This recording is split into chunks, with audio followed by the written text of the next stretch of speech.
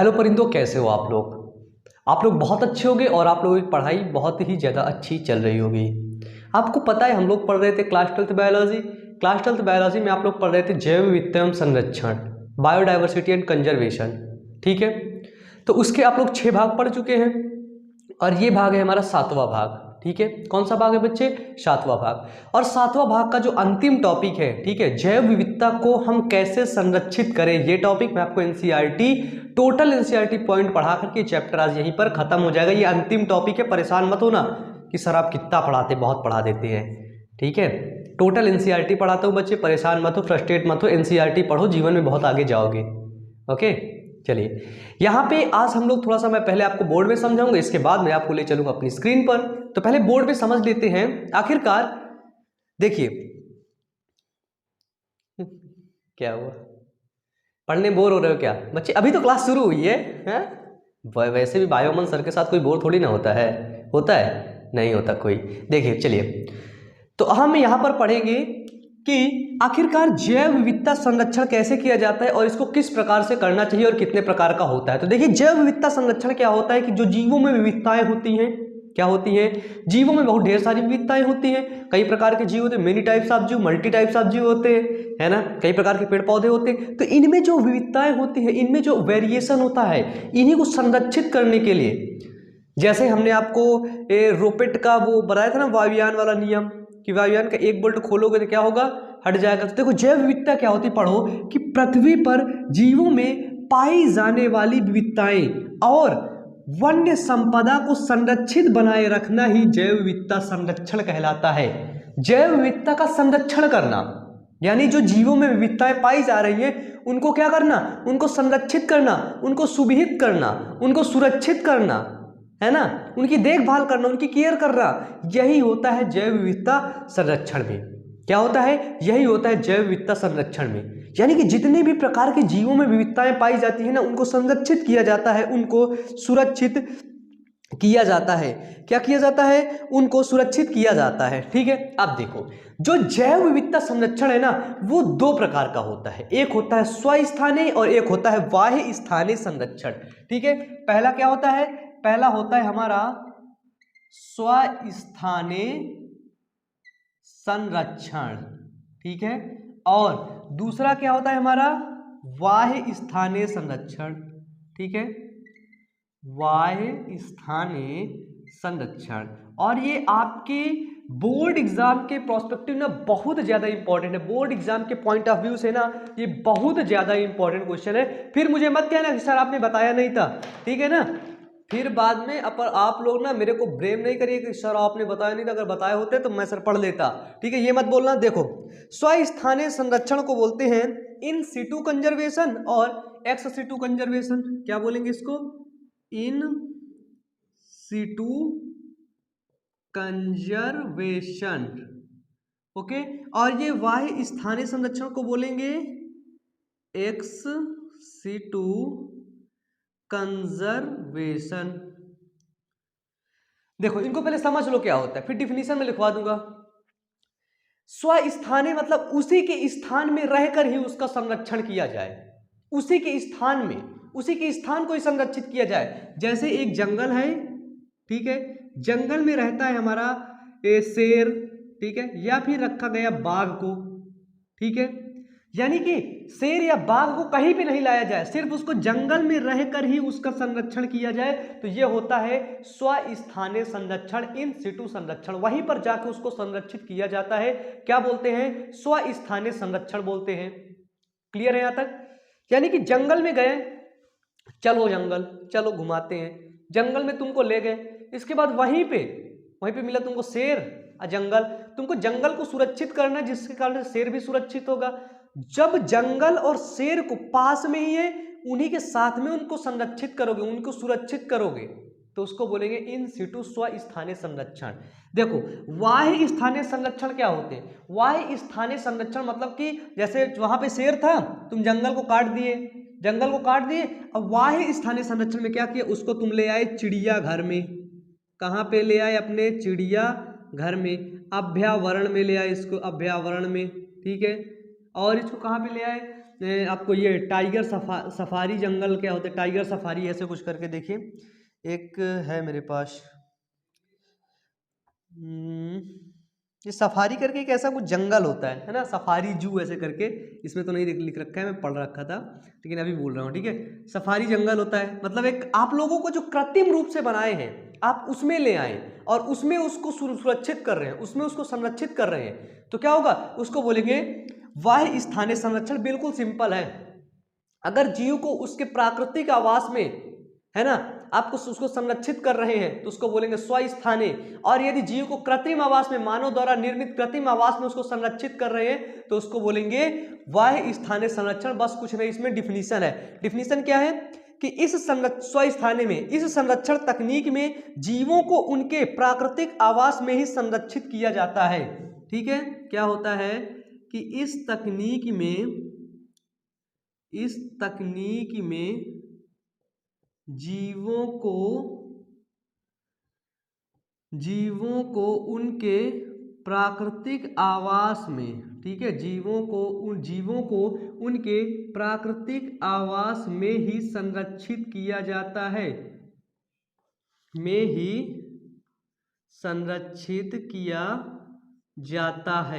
स्वस्थानीय संरक्षण विधि कहलाती है। ठीक है, अब देखो वाह्य स्थानीय संरक्षण विधि क्या होती है कि इस संरक्षण विधि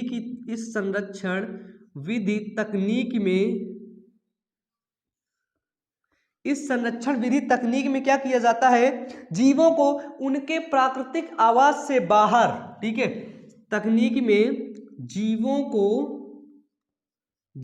को उनके प्राकृतिक आवास से बाहर, ठीक है, आवास से बाहर क्या करेंगे, मानव निर्मित, ठीक है, प्राकृतिक आवास से उनको बाहर निकालेंगे, मानव निर्मित कोई आवास होगा, क्या होगा, मानव निर्मित आवास में संरक्षित करते हैं। उनको क्या करते हैं कि मानव निर्मित आवास में संरक्षित करते हैं। ठीक है, उनको मानव निर्मित आवास में संरक्षित करते हैं। इसे क्या कहते हैं, इसे वाह्य स्थानीय संरक्षण कहते हैं।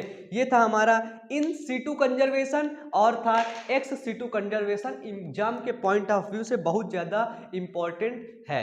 ठीक है, देखो इन सीटू कंजर्वेशन में क्या होता है, इन सीटू कंजर्वेशन में आता है जैसे जैव विविधता हॉटस्पॉट, ठीक है, जैव विविधता हॉटस्पॉट।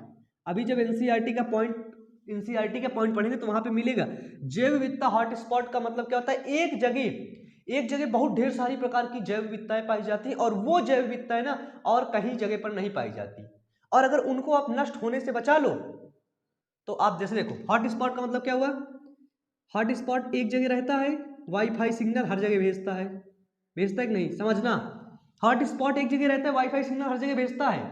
अगर इस हॉटस्पॉट को आप नष्ट करोगे तो क्या होगा, हर जगह वाईफाई सिग्नल नहीं जाएगा।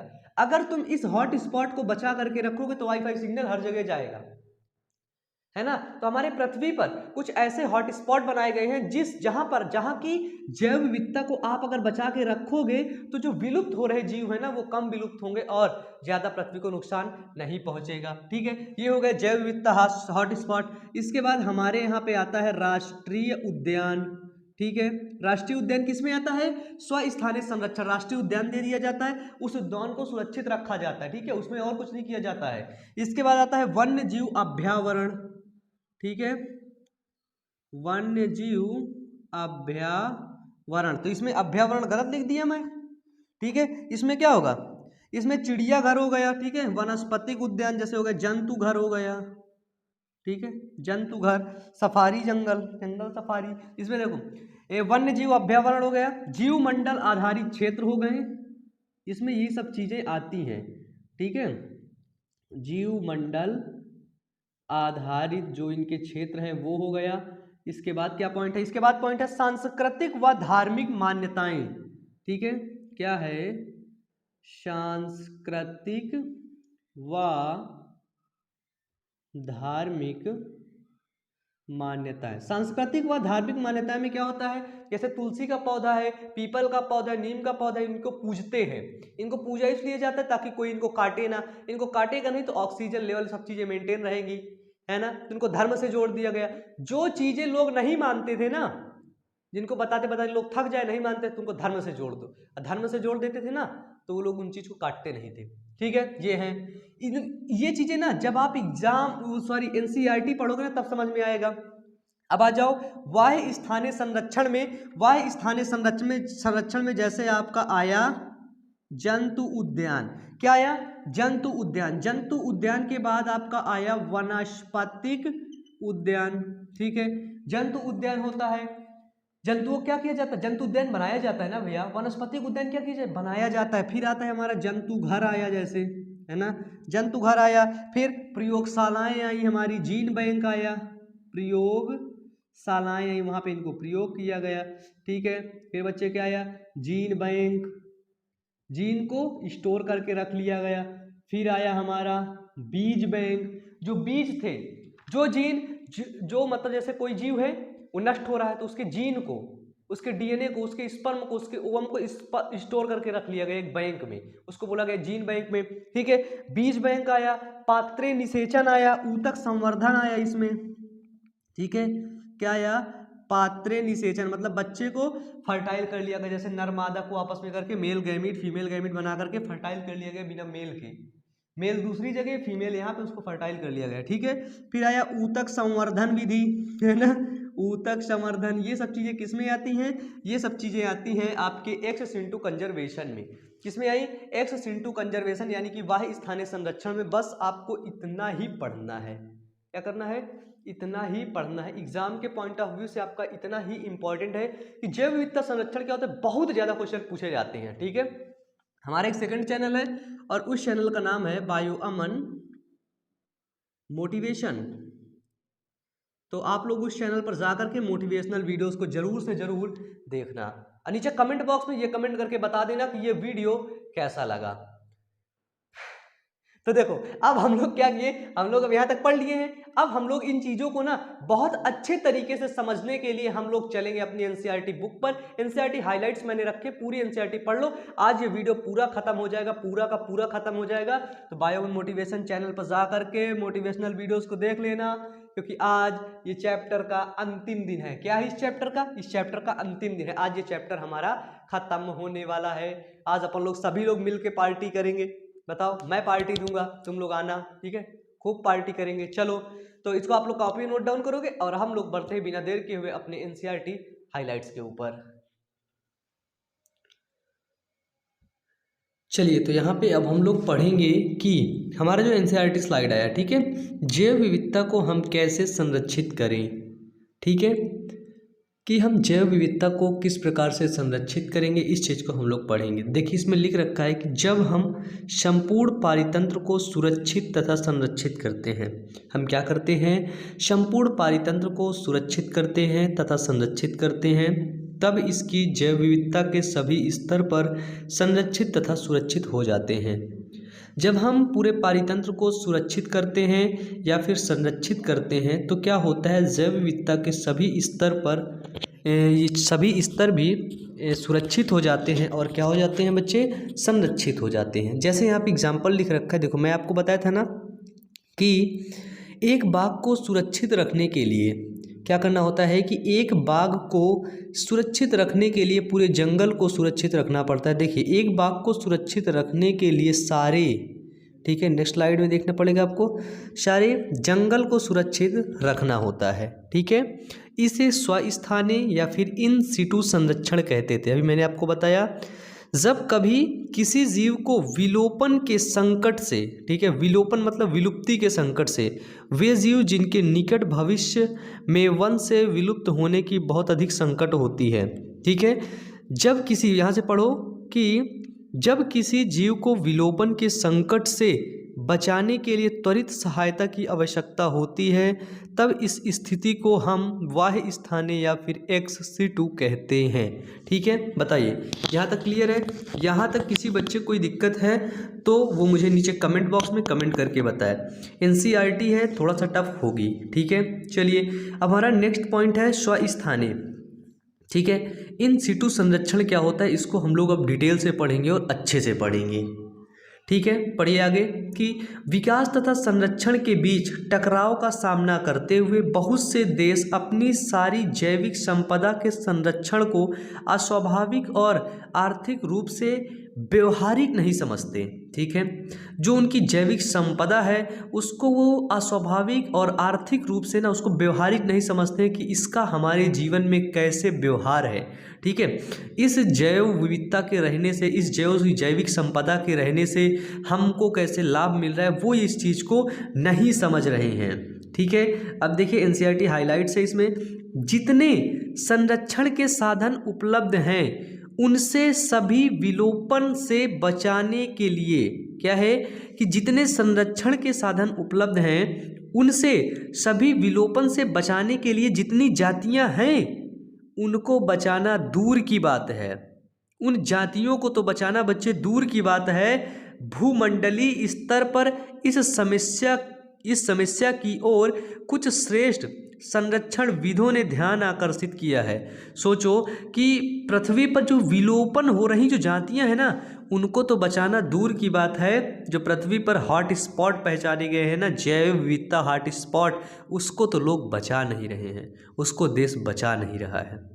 ठीक है, तो जो हमारे संरक्षण विदों हैं उन्होंने क्या किया कि उन्होंने अधिकतम सुरक्षा के लिए कुछ जैव विविधता हॉट स्पॉट पहचानी हैं।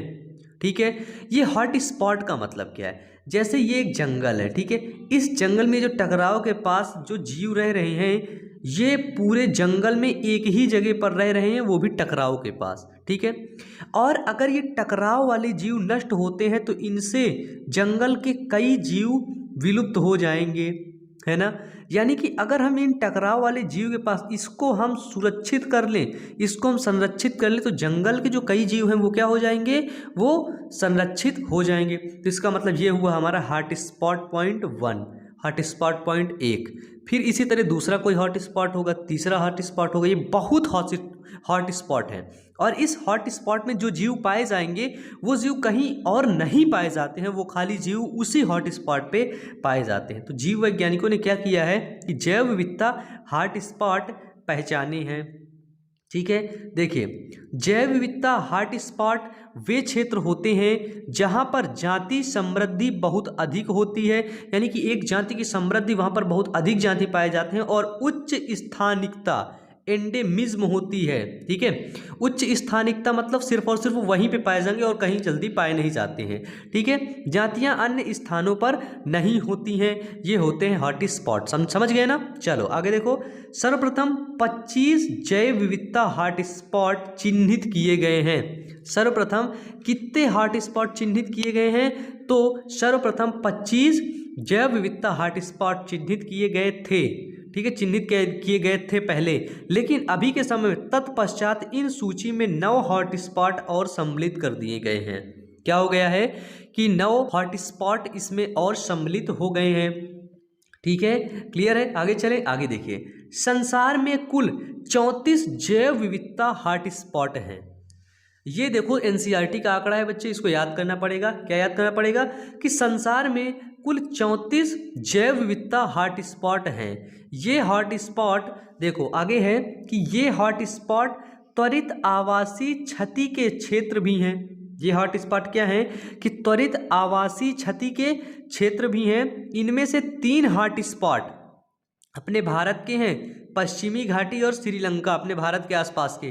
ठीक है, इनमें से 3 हॉट स्पॉट पश्चिमी घाटी और श्रीलंका, इसके बाद इंडो वर्मा व हिमालय, क्या है, इंडो वर्मा व हिमालय हैं, और जो हमारे देश के असाधारण रूप से उच्च जैव विविधता को दर्शाते हैं। ठीक है, पश्चिमी घाटी और श्रीलंका हो गया, इंडो वर्मा हो गया और आपका हिमालय हो गया। ये क्या करते हैं, ये हमारे देश के असाधारण रूप से उच्च जैव विविधता को ये क्या करते हैं, दर्शाते हैं। ठीक है, अब देखो, यद्यपि जैव विविधता के सारे हॉटस्पॉट आपस में मिलकर संसार का 2% से भी कम है। यानी कि जो जैव विविधता के सारे हॉटस्पॉट है ना, वो संसार का 2% से भी कम है, परंतु इन क्षेत्रों में आवासित जातियों की संख्या अधिक है ना। ये जो हॉटस्पॉट चिन्हित किए गए हैं ये बहुत कम है, लेकिन इसके अंदर जो जाति रह रही है ना, बहुत अत्यधिक जाति रह रही है। अगर इन्हीं हॉटस्पॉट को सुरक्षित कर लिया जाए, इनको संरक्षित कर लिया जाए, तो हमारी पूरी जैव विविधता बच जाएगी। देखो आगे लिख रखा है, तथा इन हॉटस्पॉट को विशेष सुरक्षा द्वारा, क्या है कि इन हॉटस्पॉट को विशेष सुरक्षा द्वारा विलोपन की दर को 30% तक कम किया जा सकता है। इन हॉटस्पॉट को सुरक्षा करेंगे, और जब इनकी सुरक्षा कर देंगे तो हम विलोपन की दर को क्या करेंगे, 30% से भी इसको कम कर देंगे। ठीक है, ये 30% से भी ये कम हो जाएगा विलोपन की दर। ओके, चलिए यहाँ तक समझ में आ गया। अब हम देखते हैं अपनी नेक्स्ट स्लाइड को, और नेक्स्ट स्लाइड क्या है हमारी। ठीक है, एक सेकेंड ना, इसमें कुछ टेक्निकल एरर आ रहा है, मैं देखता हूँ इस चीज़ को। चलिए यहाँ पे अब हमारा जो टॉपिक है नेक्स्ट था, ठीक है, कि भारत में पारिस्थितिकीता अद्वितीय और जैव विविधता समृद्ध क्षेत्रों को राष्ट्रीय उद्यानों, मैंने आपको बताया था ना, राष्ट्रीय उद्यानों, वन्यजीव अभ्यावरणों, ठीक है, जीवमंडल आरक्षितों जिसको बायोस्फीयर रिजर्व बोलते हैं, ठीक है, जीवमंडल आरक्षितों, ठीक है, के रूप में कानूनी सुरक्षा प्रदान की गई है। इन पर कानूनी सुरक्षा मतलब इनके लिए एक कानून बनाया गया है कि भैया जंगलों को कम काटो, काटोगे तो ये नुकसान होगा। ठीक है, अगर तुम फिर भी नहीं मान रहे हो तो आप पर कानूनी कार्रवाई की जाएगी। ओके, इसके बाद देखिए कि अभी फिलहाल भारत में 14 जीवमंडल संरक्षित क्षेत्र हैं। कितने? 14 जीवमंडल संरक्षित क्षेत्र हैं, लेकिन आपको बताते चलें कि ये बढ़कर 18 हो गए हैं। ठीक है, इसके बाद 90 राष्ट्रीय उद्यान हैं। क्या है? 90 राष्ट्रीय उद्यान, लेकिन इन उद्यानों को बढ़ा करके 105 कर दिया गया है। ठीक है, तथा 448 वन्य जीव अभ्यावरण हैं। इन 448 को बढ़ा करके 594 कर दिया गया है। ठीक है, मतलब इनको और बढ़ा दिया गया है। इतने भारत में अभ्यावरण है। ये नया डाटा है आपका। ठीक है, क्या है बच्चे? ये आपका है नया डाटा। स्क्रीन ऑन हो रही, बैटरी शो कर रहा है। ठीक है, कोई दिक्कत नहीं। ये लैपटॉप आज कुछ क्रिएट कर रहा है, ये नया मुझे लग रहा है। ठीक है, चलिए जो भी है कोई बात नहीं। चलिए देखिए यहाँ पे क्या है कि भारत में सांस्कृतिक व धार्मिक परंपरा का इतिहास, ठीक है, जो भारत में संस्कृति है और उसकी धार्मिक परंपरा का इतिहास जो प्रकृति की रक्षा करने पर जोर देता है। जो भारत की संस्कृति है और धार्मिक है ना, धार्मिक परंपरा है, वो कहता है कि भैया प्रकृति को बचाओ। और कैसे करता है? वो धर्म के रूप में करता है। ठीक है, बहुत सी संस्कृतियों में वनों के लिए अलग अलग भूभाग छोड़े जाते थे। ठीक है, बहुत सी संस्कृतियों में क्या किए जाते थे? वनों के लिए भूभाग छोड़ दिए जाते थे भैया कि ये पूजा दरबार का घर है। ठीक है, इसको तुम काट नहीं सकते, काटोगे तो देवी माँ श्राप दे देंगी।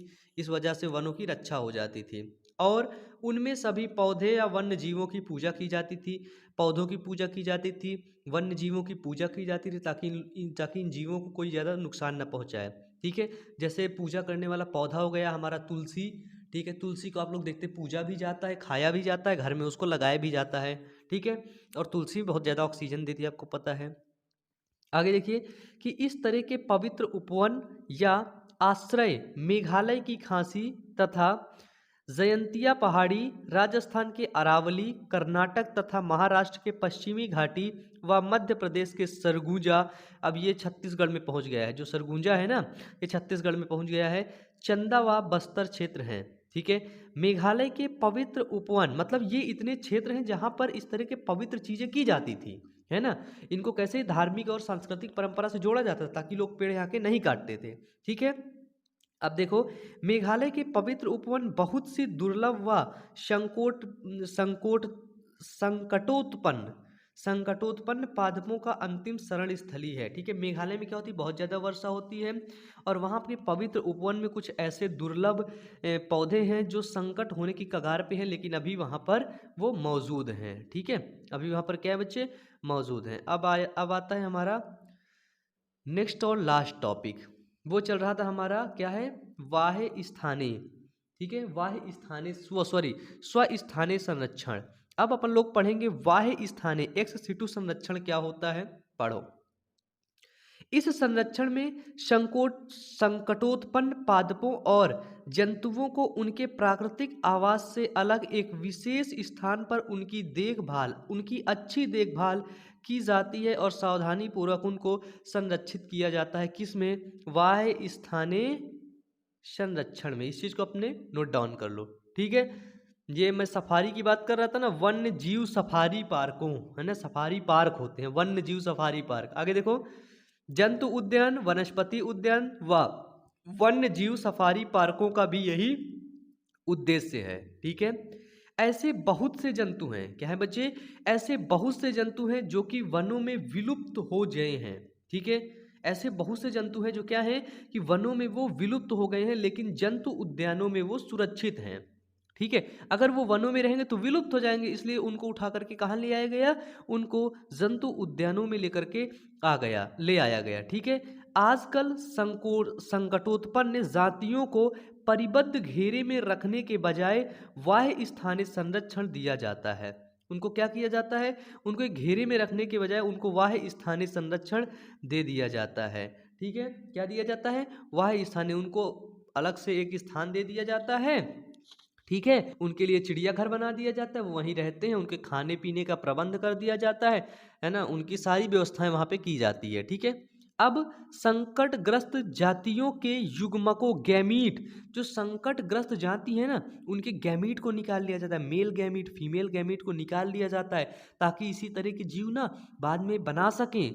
ठीक है, जब संकटग्रस्त जातियों के युग्मकों को जीवित व जनन सक्षम स्थिति में निम्न ताप परीक्षण, ठीक है, क्रायो प्रिजर्वेशन तकनीकों द्वारा लंबे समय तक परिरक्षित किया जा सकता है।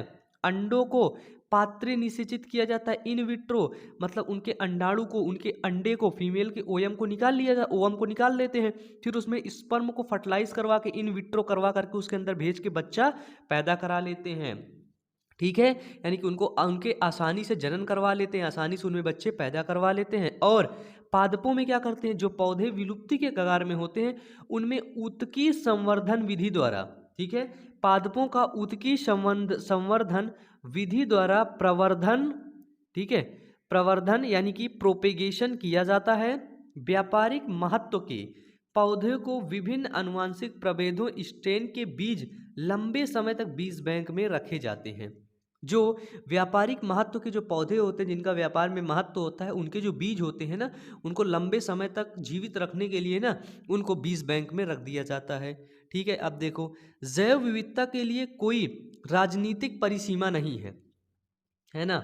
जैसे ये देखो, इधर है पाकिस्तान, इधर है इंडिया, इधर से यहाँ पे खूब ढेर सारे जंगल हैं, तो जैव विविधता के लिए क्या बोले, जैव विविधता के लिए कोई भी राजनीतिक सीमा इसका है ही नहीं है। ठीक है, कोई भी इसका राजनीतिक सीमा नहीं है, इसलिए इसका संरक्षण सभी राष्ट्रों की सामूहिक उत्तरदायी है।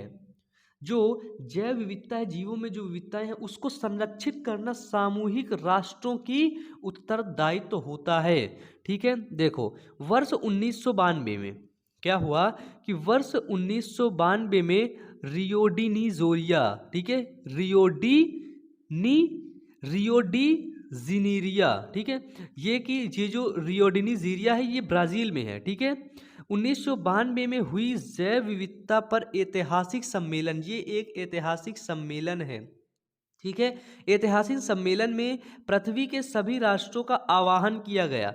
ठीक है, ऐतिहासिक सम्मेलन, पृथ्वी सम्मेलन में क्या किया गया, इसमें पृथ्वी के सभी राष्ट्रों को आह्वान किया गया कि वो क्या करें, कि वो जैव विविधता संरक्षण के लिए उचित उपाय करें। क्या करें, उचित उपाय करें। कौन किया, रियो ने, ठीक है, रियो डी जिन रियो ने क्या किया, जैव विविधता संरक्षण के लिए ऐतिहासिक सम्मेलन किया, जिसमें सभी राष्ट्रों को आह्वान किया, उनको बताया कि वो जैव विविधता संरक्षण के लिए उचित उपाय करें, उनसे मिलने वाले लाभों को इस प्रकार उपयोग करें कि वे जो लाभ हैं वो दीर्घ काल तक मिलते रहें। ठीक है, जो जैव विविधता से हमें लाभ मिल रहे हैं उनका इस प्रकार से इस्तेमाल किया जाए कि उनसे जो हमें लाभ मिल रहे हैं वो हमें दीर्घ काल तक मिलते रहें। ठीक है, इसी क्रम में क्या हुआ कि 2000 में, कब, 2000 में दक्षिण अफ्रीका के, ठीक है, कौन, दक्षिण अफ्रीका के जोहान्सबर्ग में, क्या है, दक्षिण अफ्रीका के जोहान्सबर्ग में सतत विकास पर, क्या है, जोहान्सबर्ग में सतत विकास पर विश्व शिखर सम्मेलन हुआ। क्या हुआ बच्चे, विश्व शिखर सम्मेलन हुआ, जिसमें विश्व के 190 देशों ने शपथ ली।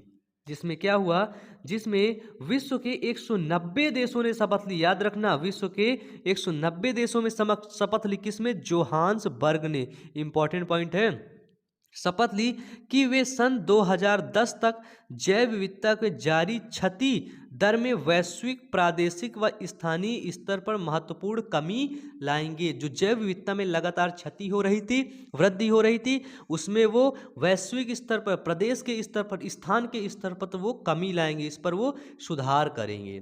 ठीक है, यही था आपका एनसीईआरटी पॉइंट और यहाँ से हाईलाइट आपका खत्म होता है। यानी कि जैव विविधता और संरक्षण चैप्टर आज आपका खत्म हो जाता है। अब मौज मस्ती करो खूब। ठीक है, अब क्वेश्चन लगाओ, जो क्वेश्चन ना बन रहे हो नीचे कमेंट बॉक्स में कमेंट करके बताओ, और मुझे इंस्टाग्राम पर जाकर के मैसेज कर देना यदि चैप्टर पढ़ने में मजा आया हो, अच्छा लगा हो तो। ठीक है, चलो आज का लेक्चर खत्म होता है, तो वीडियो को लाइक करके चैनल को जरूर सब्सक्राइब करना। पढ़ते रहो, मेहनत करते रहो। Wish you all the best,